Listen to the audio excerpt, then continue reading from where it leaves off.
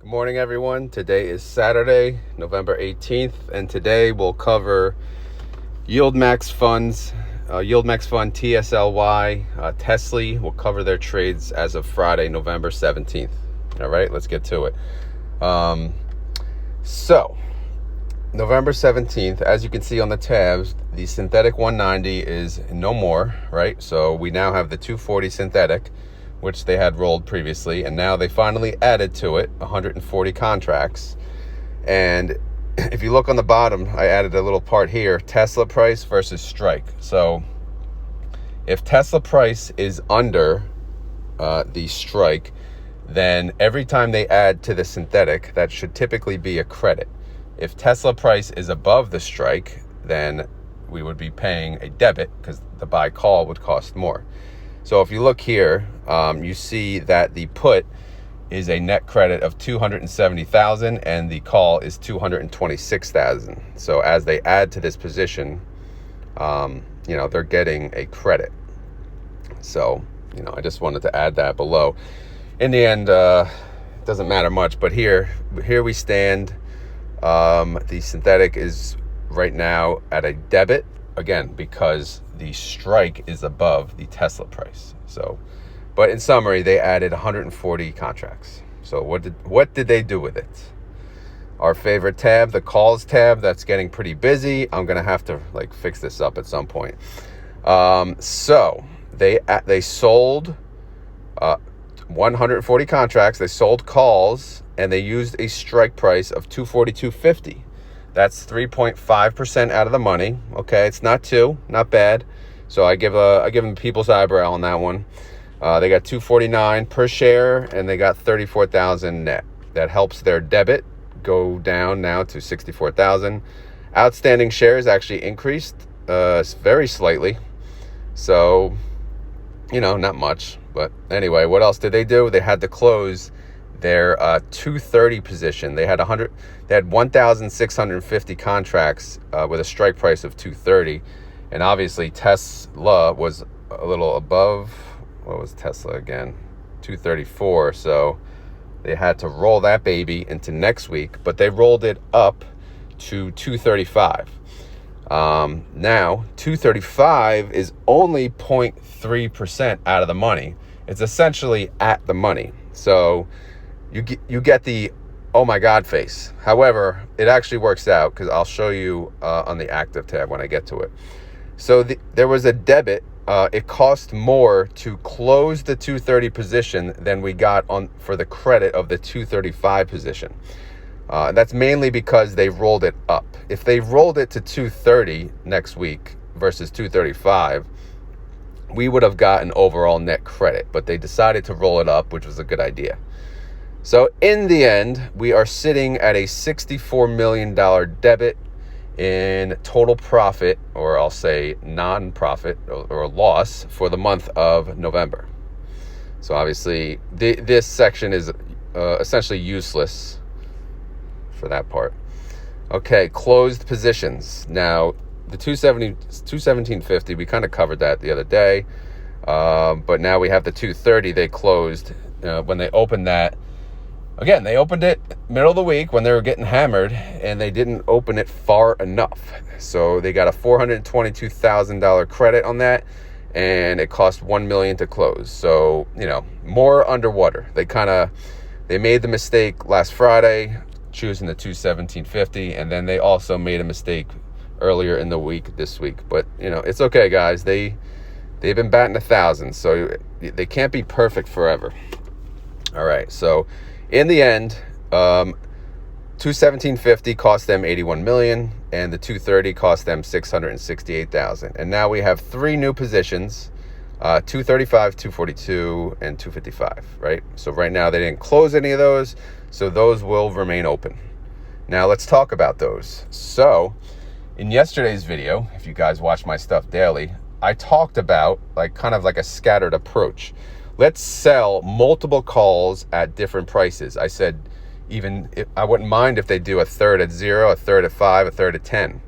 And this is even better. Check this out. It's basically, a small amount at essentially at the money at 0. It's 0.3. And then they have a very small amount, essentially at 5, which is 3.5%, close enough. And then they have most of their position at 8.83% out of the money, almost 10%. I know they didn't do this on purpose, because when they opened the 255 position, it was about 5% out of the money. However, going into next week, I feel pretty damn good, because if Tesla blows up a little again, if Tesla goes up 10%, guess what? We're going to capture a lot of that. If Tesla goes up 5%, we are going to catch most of that. So I am very happy going into next week. This is a much different mentality than last week, because, last week, rightfully so too, I was not happy and it didn't work out well. But here we are. Good position, guys. Good job. Tesla price is at 234.30. Their current IV is 45%. Nothing new there. You can see on the 30-day chart, Tesla went up a little more before it came down. Tesla went up very slightly before it came down. So, it sucks, but it is what it is. We can't harp on it. Price change. Tesla went up yesterday. It went up 0.3%. Not much. Tesla went up 0.44%, right? So, all right, whoopee-doo, right? Nothing crazy. It's because of the premium. So variance in Tesla's favor. Running variance for the month, Tesla is winning by 13.99%. Cash and treasuries. Cash went up by almost $1 million, and treasuries kind of stayed the same. Overall net change, $1 million increase, and I will show you, since you guys do enjoy that, I will show you that on the monthly totals. So previous outstanding shares, 67,025. New outstanding, 67.1. That's a 75,000 net change. So you take the 75,000, you multiply it by the NAV, and essentially you get a net impact of 847,500. You add the call premium credit of 10,000, and you add the synthetic premium credit of 43,000, and you get $901,000, which is pretty close to $1 million. So that is how the net assets change for cash and treasuries. Again, hopefully that makes sense. Continuing, looking at the top. Again, I'll say it 1,000,000 times. I don't know what they paid out. I don't know if they have a loss on the books sitting there to net this against. So I'm just using what I see as of November, okay? So synthetic income for the month of November, 166 million. Call debit for the month, 64 million. In the end, it's 102 million. I'm not adding treasuries because it's not even enough to be worth it. I'm probably going to delete that row.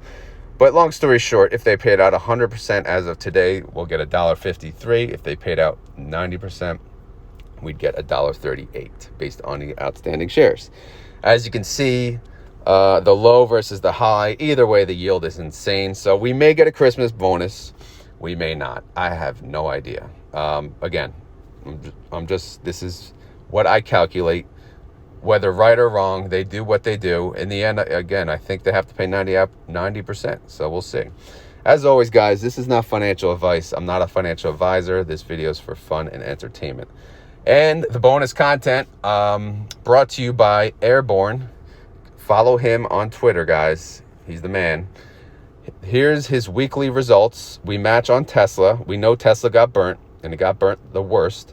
But let's look at the others. Pretty much terrible all the way around, right? So Phoebe did good, which, I don't invest in Phoebe, so I don't care. I don't invest in MSFO.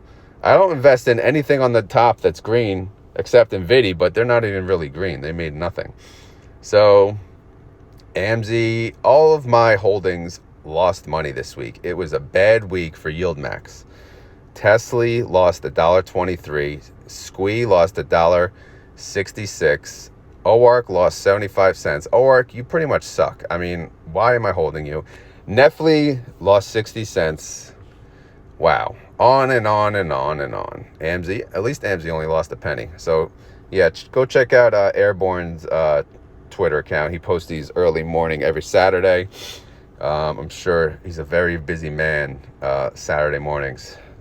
As am I, because I have to proofread my work from Friday. So yeah, that's it for Tesla. That's for the week. Sorry for the sniffling. I know you guys hate that, but it is what it is. yeah, that's it. If you enjoyed this content, please click like. If you have any questions, leave it in the comments section. And that's it. Have a great weekend, everyone. Later.